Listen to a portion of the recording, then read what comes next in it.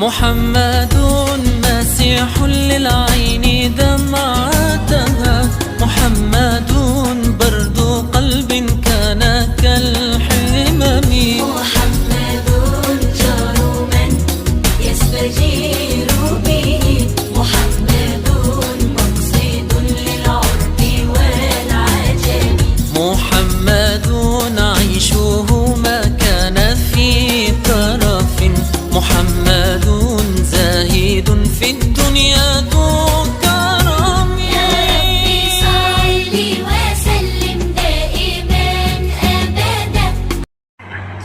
بسم الله الرحمن الرحيم.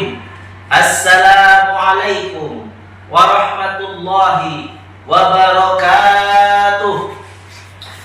Alhamdulillahi Rabbil Alamin. Assalatu wassalamu ala ashrafil anbiya'i wal mursalin, Sayyidina wa habibina wa syafi'ina wa maulana Muhammadin wa ala alihi wa sahbihi wa man tabi'ahum bi ihsanin ila yaumiddin. Qala Allah Ta'ala fi kitabihil karim, a'udzu billahi minasy syaithanir rajim. Bismillahirrahmanirrahim. Ya ayyuhalladzina amanu kutiba alaikumus syiyam kama kutiba alal ladzina min qablikum la'allakum tattaqun. Wa qala Rasulullah sallallahu alaihi wasallam, man shoma ramadhana imanan wa ihtisaban ghufira lahu ma taqaddama min dhanbihi wa ma ta'akhkhar. Amma ba'du. Rabbi shrah li sadri wa yassir li amri wa hlul 'uqdatam min lisani yafqahu qawli. Amma ba'du. Jamaah, para pemirsa sobat ngaso ngaji sore yang mudah-mudahan dimuliakan Allah Subhanahu wa taala. Puji syukur kehadirat Allah Subhanahu wa taala yang telah memberikan kita banyak nikmat, baik nikmat iman, nikmat Islam, nikmat kesehatan, sehingga kita dapat menjalankan ibadah puasa sampai hari ini. Salawat serta salam kita haturkan kehadiran baginda Nabi besar Muhammad sallallahu alaihi wasallam yang telah membawa kita dari zaman jahiliyah hingga zaman nuriyah seperti sekarang ini. Mudah-mudahan kita sebagai umatnya mendapatkan syafaatul uzma di yaumil akhir nanti. Sobat ngaso yang dimuliakan Allah Subhanahu wa taala, alhamdulillah sampai saat ini kita masih dapat menjalankan ibadah puasa. Lalu apa yang kita laksanakan hingga kita dapat menjalankan puasa dengan baik hingga saat ini? Ada beberapa tips atau triks agar kita dapat mendapatkan pahala puasa kita, dan mudah-mudahan pahala puasa kita diberkahi Allah dan diterima oleh Allah Subhanahu wa taala. Sobat ngaso yang dimuliakan Allah Subhanahu wa taala, seyogyanya setelah kita sholat tarawih, kita biasanya tadarus Al-Quran mungkin kurang lebih hingga pukul 9:30 malam. Disarankan dari banyak para alim ulama, kita tidur lebih cepat agar kita dapat bangun di sepertiga malam, agar dapat memaksimalkan sepertiga malam itu dengan memohon kepada Allah Subhanahu wa taala, terutama di bulan Ramadan yang berkah ini. Kita tidur lebih cepat pukul 11 malam dan bangun sekitar pukul 3 malam. Lalu setelah itu apa? Setelah itu kita minum seteguk air untuk menjaga kalau nanti kita kehabisan waktu sahur. Karena apa? Di dalam waktu sahur itu adalah ada keberkahan di dalamnya. Fi waqti sahur barokah. Walaupun hanya kita minum seteguk air, kita insya Allah mendapatkan berkah dari Allah Subhanahu wa taala. Lalu masih banyak waktu hingga menunggu imsak nanti. Hendaknya kita maksimalkan dengan apa? Yaitu dengan sholat tahajud. 2 rakaat pun cukup, ataupun hingga 4 rakaat apabila masih banyak waktu, itu pun sudah cukup. Karena apa? Sepertiga malam di hari-hari biasa pun Allah Subhanahu wa taala, sekiranya orang lagi pada tidur, kita sholat itu adalah waktu yang mustajab untuk berdoa, apalagi di dalam bulan Ramadan. Setelah tahajud masih ada waktu sekitar pukul 4, kita makan sahur, itu pun sudah cukup.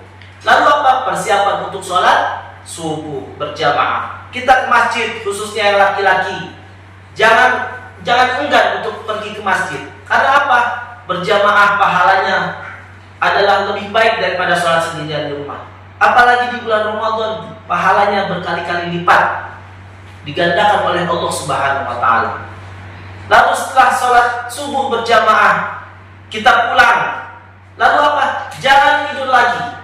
Itulah godaannya setan. Walaupun banyak bilang setan dibelenggu, akan tetapi godaannya sangat-sangat merelakan kita untuk terlena memaksimalkan pahala di bulan Ramadan. Jangan tidur lagi. Masih banyak waktu untuk persiapan bekerja, persiapan sekolah. Langsung kita mandi. Atau sebelum subuh tadi kita mandi terlebih dahulu sebelum ke masjid. Agar apa? Di dalam kalau kita mandi sebelum subuh, di sana adalah obat. Yang sakit rematik insya Allah sembuh. Yang sakit asam urat insya Allah sembuh. Sakit kepala, vertigo insya Allah sembuh dengan mandi sebelum subuh. Itu adalah obat. Rasulullah pun seperti itu. Sebelum subuh, baginda Rasulullah itu mandi. Karena apa? Untuk sebagai obat kesehatan. Dan itu bisa menjadi terapi untuk kita semuanya. Lalu setelah itu masih ada waktu setelah subuh atau apa? Kita baca Al-Quran kembali. Karena apa? Satu hurufnya pun dilipat gandakan oleh Allah Subhanahu wa Ta'ala. Bukan per ayat, bukan per kata, per huruf. Satu huruf Bismillah, ba, sin, mim, ba, alif, sin, mim. Bismi Allah. Itu sudah ada berapa huruf? Berkali-kali lipat digandakan oleh Allah Subhanahu wa Ta'ala. Janganlah kita tinggalkan tadarus. Kita harus maksimalkan tadarus.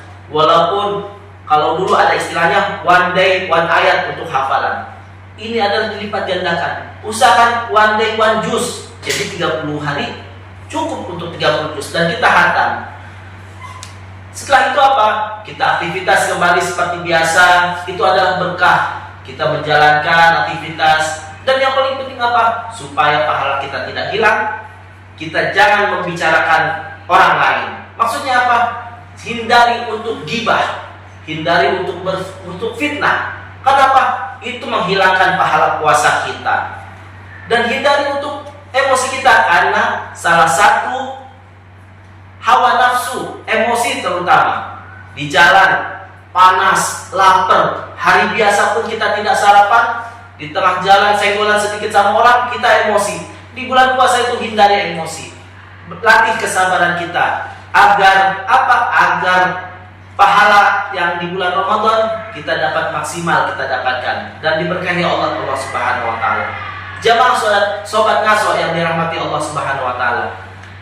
Tips-tips itu banyak kita dengarkan, akan tetapi susah diamalkannya.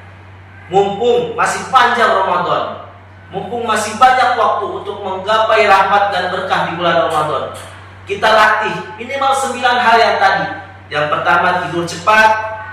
Selanjutnya bangun sahur, makan sahur. Lanjutnya sholat tahajud, jamaah, sholat subuh berjamaah, mandi sebelum subuh kalau bisa. Kalau dingin, itu adalah obat. Jangan sampai ditinggalkan. Usahakan 30 hari ataupun sisa bulan Ramadan ini kita belajar, insya Allah itu akan jadi obat. Kalau kita terbiasa 25 hari misalnya, atau 20 hari, insya Allah kesananya kita dapat menjalaninya dengan enteng. Lalu apa?